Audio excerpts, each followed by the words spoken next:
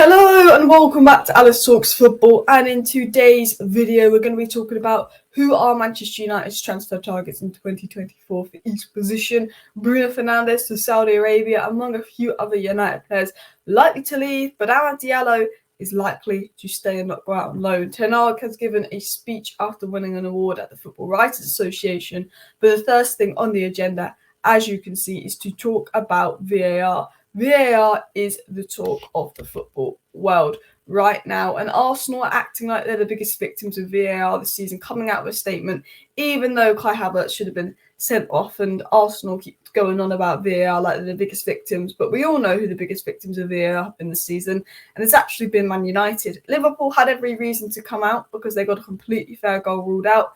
Arsenal are just being silly, and as you can see, Arsenal, thanks to VAR, have one more goal that's gone in their favour. United have -5. And we need to talk about these VAR apologies, because it is like Arsenal putting out a statement when there wasn't really a particularly wrong decision. I think it was a goal for Newcastle. I think Bruno Guimaraes could have been sent off, but I think Kai Havertz could have been sent off. The Arsenal decision was no worse than McTominay's goal being ruled out the other day. McTominay's goal shouldn't have been ruled out the other day. We're not doing statements. And I want to talk about VAR and its attitude to United. I want to talk about apology, how clubs like Arsenal are asking for an apology for no reason when United have been severely affected. And when Lampard and Klopp spoke out about VAR and refs favouring United, we've been in a lot of trouble since. We've got this nickname of VAR United, which is completely untrue because we've got one decision go away versus Wolves, and Klopp and other refs spoke out saying United get decisions. And since then, the refs have screwed us over. And I saw a tweet by Benjamin Hunt, which I think just described the whole situation perfectly. He said, in every loss Man United have faced in the league this season, there's been a VAR decision to go against them at a pivotal point. This isn't to say that they wouldn't have gone on to lose these matches anyway, but it's a worrying pattern and it summarises United's season, which is true. I'm not saying that we've been good enough, and I'm not using VAR as a total excuse. I think Arsenal need to acknowledge that they were not good enough to beat Newcastle, and I don't think United were good enough to win a lot of these games anyway. But, we have to look at it. We're 0-0 at Tottenham with the Romero handball. We are 1-1 at Arsenal when Gabriel fouls Højlund. And Gabriel's foul on Højlund is more of a foul than Højlund's foul on Rodri, where Man City got a penalty. Just saying. 1-1 where Garnacho was offside by a line, probably a millimetre, if that. We would have made it 1-1 if Højlund's disallowed goal was allowed, because it was a goal, because the Newcastle goal was allowed for the same reason, but it was only off when it's United. And then obviously versus Crystal Palace, Joel Ward, handball, but obviously they don't see that because it's Man United. That could have been 1-1. It's 0-0 versus Man City. We're actually playing quite well. They get a penalty, they go 1-0 up. It changes the dynamic of the game. And then you could argue we could have even had the penalty for a foul on Højlund. Obviously, against Burnley and Fulham, we had goals disallowed. Galatasaray, we had goals disallowed as well. But, I think United have been hit the hardest by VAR. And if anyone deserves an apology, it's United for the ridiculous goals that have been ruled out. The fact that every time we score, they find a way to rule out the goal. Arsenal got a penalty when it hit Romero's hand. Man United didn't. Imagine Arsenal going and putting out a club statement because they should have had a penalty when it hit Romero's hand. United aren't doing that. So Arsenal have not been treated any worse by VAR than anyone else. And you can see Man United and Wolves have been hit the hardest by VAR. We'd have 5 more goals if it wasn't for VAR overturns. Now, I'm not to say that we should have 5 more goals, but if VAR didn't exist, United would have 5 more goals this season, and Man City would have 2 less goals if VAR didn't exist. And that isn't even including the fact that Man City got that penalty through VAR against United. Potentially would have conceded 1 less goal. So, we'd have a goal difference of 5 better. 1 less conceded, 4 more scored if it wasn't for VAR. And it's annoying how it treats us. And I'm not using it as an excuse because we've not been good enough this season.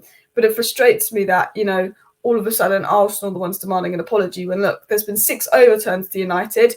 We've not had a single overturn leading for a goal for United. We've had an overturn ruling out 4 goals that would have been given to United if VAR didn't exist. We had 1 overturn that led to a goal against, which, wouldn't have happened if VAR didn't exist. So that's a -5 score. They've not disallowed any goals that have gone against United.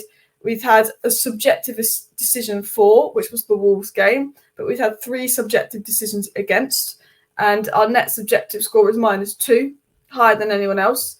And we've not had a penalty this season when we should have had 3. Not one penalty this season, but we've conceded 3 penalties in the Champions League, 1 in the Premier League. You know, for me, I said this. McTominay's goal was ruled out for subjective offside. Man City get the softest penalty ever versus United. Copenhagen gets silly penalty versus United. Højlund's goal was ruled out by Brighton for the exact same thing Newcastle's goal stood for. Evans' goal versus Burnley, you know, ruled out because apparently one of our players was blocking the goalkeeper who was never going to get near the ball. Bayern get a penalty versus United with Eriksen's hands in a natural position. Romero has a blatant handball, but no penalty given to United. And Garnacho, was he really offside? No one really knows. So that is my rant about VAR, because I think we are on the topic of VAR. But now I do want to get into the Manchester United news because, you know, VAR is pretty boring. And Ten Hag gave a speech. Ten Hag actually won an award for his achievement with the Carabao Cup, and he gave a speech and he said this: "I'm sure we are in the right direction and I'm happy to get this award," Ten Hag said. And he said that "I'm really grateful to the football writers for this award." He said, "What we achieved last year in the Carabao Cup, it was small, and we achieved an FA Cup final, which still hurts, but it's not enough. But many managers and many players know it's not so often that you win many trophies. But once you win such a trophy, you have to celebrate it because it's a special moment which is not given to so many. So we did that, and we're still really pleased with it. But it's not enough at Manchester United. We have higher targets, and we still have to go there." Ten Hag's acknowledged the start of the season hasn't been good. He's acknowledged that he has every right to celebrate a Carabao Cup win, but Ten Hag wants more. And you know, Ten Hag came out after the game versus Fulham and said that the players are fighting. You know, we've not had the luck with injuries. We've not had the luck with VAR decisions. And, you know, we've still made progress. He can't play the player wants to play because of injuries. And, you know, if we sat Ten Hag, we've got Darren Fletcher to the end of the season. So we might as well stick with Ten Hag, because the way I see it is, if it wasn't for VAR, we'd have 6 more points, which is equal with Arsenal and Liverpool, which is crazy because we've been nowhere near as good as Arsenal and Liverpool. So I'm not saying that as an excuse. You know, we've been so unlucky with injuries that actually, surely things will go our way. We've created more chances than Arsenal this season in the league, believe it or not, but we scored 10 less goals. So I think, you know, we are just not having things go our way. We've not been good enough this season. We've not been great, but injuries aren't going our way. Decisions aren't going our way. You know, we're making so many silly mistakes that actually, you know, while it feels like Man United are in this big, big bubble of trouble, I actually think it's going to be a lot easier than we think to turn around, because I think a lot of it is things aren't going our way. And the problem is, it's just that nothing is going our way. It's not like one thing isn't going our way. VAR isn't going our way. Injuries isn't going our way. Decision making isn't going our way. But I do think that Ten Hag can turn it around. And I'm trying to be positive. And I'm glad he won an award. I'm glad we won against versus Fulham. If we can beat Copenhagen, we can beat Luton, and we can go into the international break with 3 wins, I feel quite positive. I will. And what I did like in the Fulham game, and I said this before and I'm repeating myself, is that I think the players gave a crap. They tried in the Fulham game, and that's promising because it means he hasn't lost the dressing room. Now, we're going to talk about the transfer front. What is the latest on transfers regarding Manchester United? Now, Rudy Galletti, who works for Sky Sports, however, isn't the most credible journalist, so I would take this with a pinch of salt, said that basically Saudi Arabia are taking some concrete steps ahead of next summer, and Bruno Fernandes is among targets on the list. Some representatives are set to contact and meet his entourage to explore the room of negotiation. Now, other sources have said that Saudi Arabia have made bringing Bruno Fernandes in their big priority for the summer, but I don't think Bruno will leave United. He's captain of United. I don't think Bruno's the type of guy that's interested in money. I think he's one of those guys that's interested in playing, being a leader and winning. I can't see Bruno going. Casemiro and Varane on the other side, they're a little bit older than Bruno, a bit more injury prone. Potentially they could be off to Saudi Arabia. Saudi Arabia looking at Bruno, Casemiro and Varane. Apparently Bruno is Saudi's sort of dream transfer, Salah and Bruno, but I think it's unlikely. Now, in a positive note, Amad Diallo was set to go out on loan in January. Amad Diallo should return from injury and be ready to play after the international break. It's said that United, due to Anthony's form, might be willing to keep Amad Diallo past the January transfer window, with Ten Hag having plans to play him. I see this as they're not going to sign anyone in January to replace Sancho because they're tight idiots, the Glazers. But, you know, for me, I want Amad Diallo to get game time. If Ten Hag plans to use him, I'd rather see him than Anthony. But if we're not going to play him, send him out on loan, because I think Pellistri's lack of minutes, Amad's injuries don't help their development. Continuing on. So, who are United's main transfer targets? We know we want a striker, a right winger, a centre mid, a centre back and a right back. We've only got one concrete target at right back at Frimpong, but all the other positions we've got 3 main targets. We also might look at a DM because of Amrabat and Casemiro, but we've not put DM as a priority target until the end of the summer, where we're going to assess the situation with Amrabat and Casemiro and also how Maino does. But United have identified 5 key areas they want to address in 2024. Some could be possible in the January window, like striker with Taremi, Tony and Marcos Leonardo being looked at ahead of the January window, and Williams, Nuso, Neto and Pino also being looked at right wing ahead of the January window.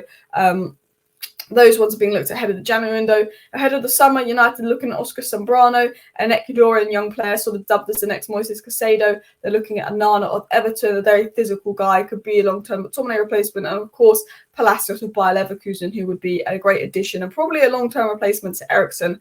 I think United are looking at that McTominay-Eriksen replacement, and then they'll probably have to look at a long-term Casemiro replacement.